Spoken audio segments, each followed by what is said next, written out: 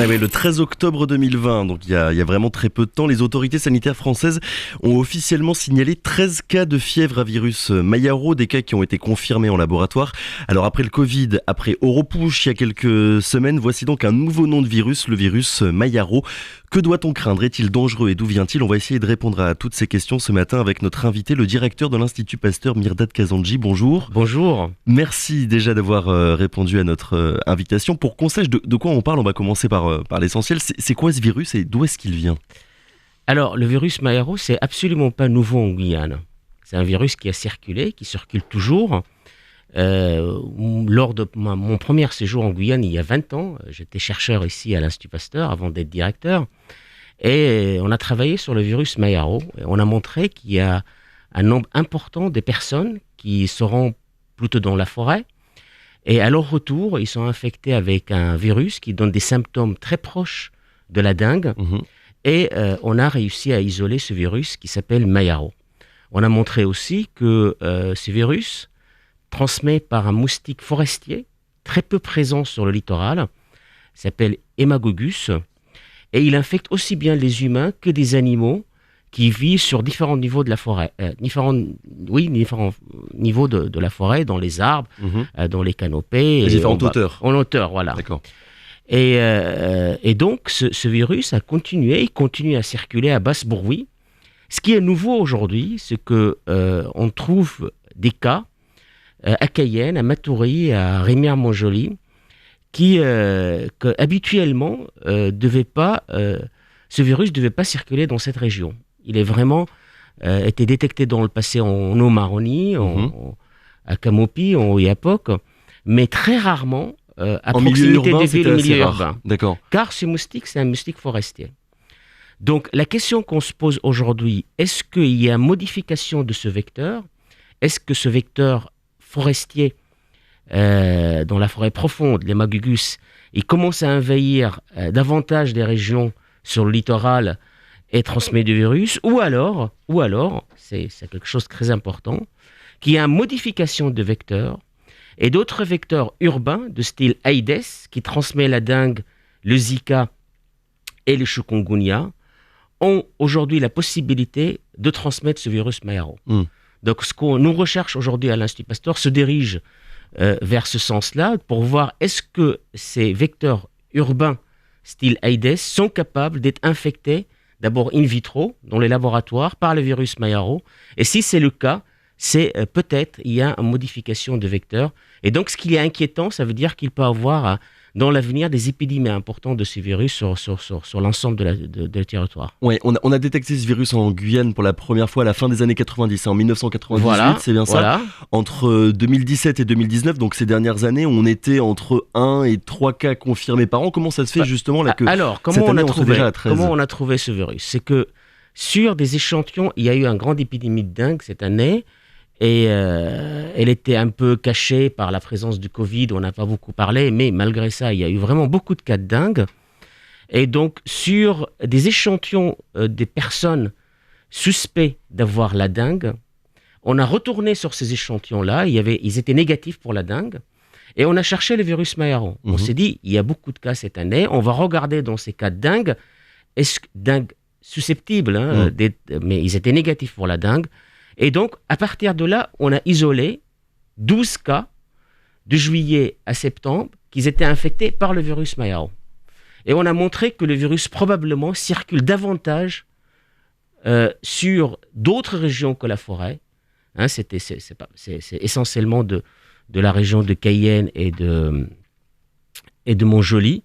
Et donc, c'est comme ça qu'on a montré que ce virus... Mais ça ne veut pas dire que dans les années précédentes, ce virus a aussi bien circulé, mais été caché plutôt dans des cas de ce qu'on appelle de dengue-like, des symptômes qui donnent la... Mais en fait, c'est négatif pour la dengue.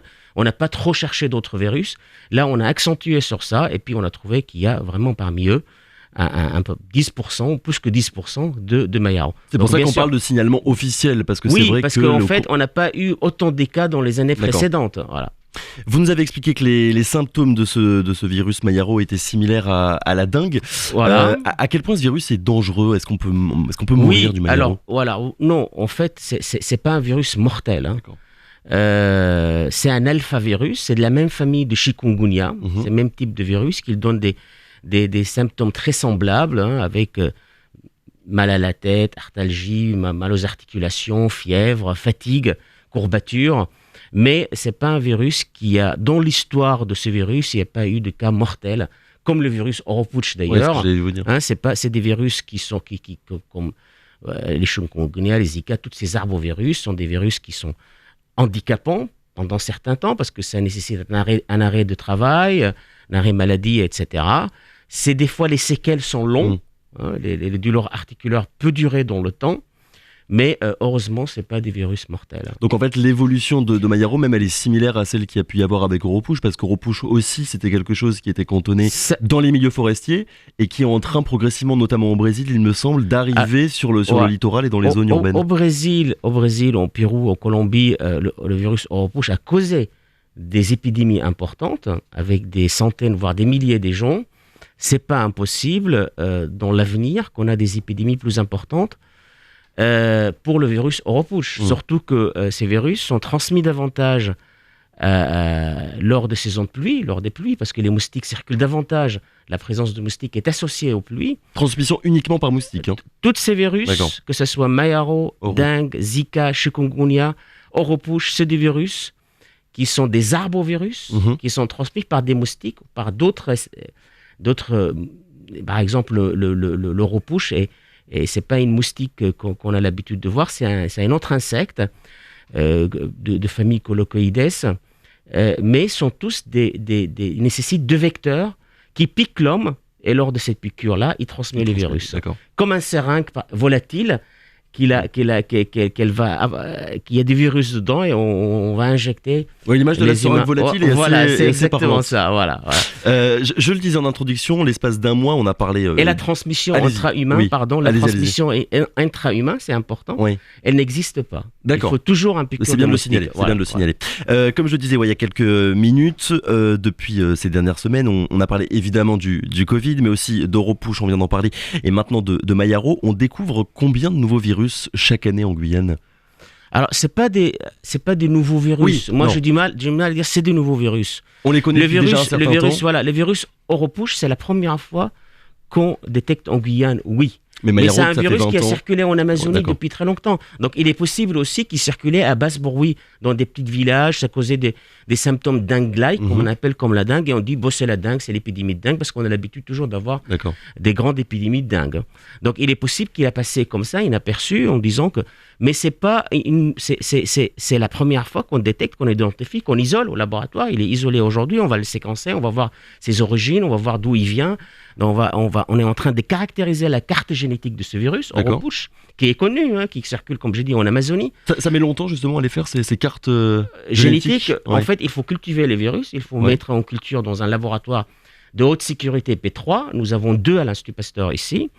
Et par la suite, une fois on a amplifié ces virus, on va le séquencer. Non, ça ne prend pas beaucoup de temps. D'ici une semaine, on aura vraiment la carte génétique de ce virus.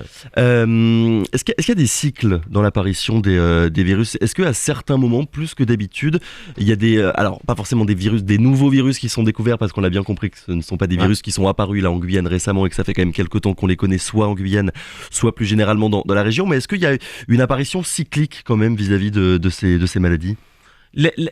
Non, je dirais non. L'apparition au cours de l'année est souvent associée à la saisonnalité, avec, comme je dis, avec l'avantage la présence des moustiques, parce que comme c'est des arbovirus, donc on sait très bien que pendant la saison sèche, en général, il y a peu de circulation de virus, des arbovirus. Alors à l'arrivée de pluie, le mois de novembre, décembre, on va avoir davantage de pluie, il y a davantage de moustiques, donc on risque d'avoir des épidémies de type arbovirus comme on a eu dans le passé, mais la Guyane a toujours connu de la dengue. Ces dernières années, on a eu le Zika, mais pas uniquement la Guyane, c'était toute l'Amérique. Il y a eu la chikungunya, pareil, c'est une épidémie mondiale presque. Là où il y a les moustiques, ces épidémies des arbovirus, ils sont toujours associés à la présence de moustiques. Pas comme le Covid, c'est transmis interhumain, donc c'est différent. Mais les arbovirus, c'est toujours la présence de moustiques. D'ailleurs, on parle plus maintenant en France parce que le moustique tigre envahit différentes régions de France et on parle davantage de ces arbovirus comme le Zika, comme les dengues, des cas autochtones en France. Donc, il n'est pas impossible que dans l'avenir, il y aura aussi des épidémies en France de ces arbovirus. Alors, dans le passé, il n'y avait pas de moustiques, donc il n'y avait pas circulation de ces virus. On va profiter, Monsieur Kazandji, de votre présence aussi pour parler quelques secondes du Covid. Quand on voit les chiffres qu'il y a dans l'Hexagone, est-ce qu'on doit craindre une deuxième vague aussi massive ici en Guyane ? C'est pas impossible. C'est d'ailleurs fort possible. Et il semble aujourd'hui que ce virus est un virus saisonnier. On a vu en Europe, avec l'arrivée de froid, il y a une amplification très importante de ce virus, avec une épidémie qui s'annonce là très très forte. Donc, dans l'hémisphère sud, c'est pas le froid, c'est la pluie. Donc, on sait très bien qu'à partir de novembre, comme je viens de dire, décembre, il y a une amplification de pluie, avec la saison de pluie qui va démarrer. Donc, il faut vraiment rester très vigilant et observer l'évolution des cas en Guyane en parallèle avec cette saisonnalité-là. Et donc, c'est pas impossible qu'on commence à voir davantage des cas à partir du mois de janvier. Et donc, c'est pourquoi le fait que tester, isoler, c'est extrêmement important. Il faut maintenir les gestes barrières. Il faut surtout maintenir aussi ce volet, tester, isoler les cas positifs pour diminuer vraiment la transmission des virus intra-humaines. Cette deuxième vague, elle arriverait de la Guyane même, ou alors elle pourrait arriver de l'extérieur, de l'Hexagone ou même des pays voisins ? Les virus circulent encore à basse bruit en Guyane. Il n'est pas totalement disparu. D'accord. Il y a des cas, il y a une quinzaine de cas par semaine aujourd'hui. Leur provenance s'est variée, mais les virus circulent toujours en Guyane à basse bruit. Donc l'aéroport il devait être mieux contrôlé. Toute personne rentre en Guyane, il doit présenter un test, soit PCR négatif ou alors les tests antigéniques maintenant. J'ai vu par exemple à Marseille, il y a une très bonne expérience où de tester l'ensemble des voyageurs qui montent dans les avions avant de monter les avions par des tests antigéniques. Je trouve cette initiative extraordinaire et j'espère que dans l'avenir, ça sera généralisé à tous les aéroports en France. Avant de monter dans l'avion, on fait un test pour ceux qui n'ont pas de test. Quand on arrive à un certificat PCR négatif, on n'a pas besoin, mais sinon, il faut faire des tests. Et puis sensibiliser les gens qu'on peut être contaminé entre le test et les jours qui suivent le test, et donc il faut rester vigilant. Le moindre signe clinique, fièvre, toux, etc., qu'il faut tester et isoler, ça reste quand même le principe important pour éradiquer la propagation de virus. Dernière question, Mirdad Kazandji. On avait vu pour la première vague qu'il y avait eu quelques semaines de décalage entre la première vague dans l'Hexagone et celle qu'on avait pu avoir en Guyane. Si deuxième vague il devait y avoir en Guyane, d'ici combien de temps est-ce qu'elle pourrait arriver ? Moi, je pense c'est vraiment impossible de le savoir. Non, c'est très difficile à prédire comme ça, mais je crois qu'il sera vraiment associé à la saisonnalité. Je crois vraiment à ça. On sait que les maladies respiratoires s'amplifient avec la saisonnalité, surtout avec la pluie. La grippe, par exemple, on a toujours une saison de grippe qui commence février-mars, et puis ça s'amplifie davantage en mai, juin, juillet, et je crains que ça sera aussi la même chose pour le Covid. Mais écoutez, on vous recevra à nouveau d'ici les prochaines semaines justement pour faire le point si cette deuxième vague arrive. Merci beaucoup Mirdad Kazandji. On le rappelle, directeur de l'Institut Pasteur, et vous étiez avec nous ce matin pour notamment parler du virus Mayaro et de quelques autres maladies en Guyane. Merci beaucoup à vous.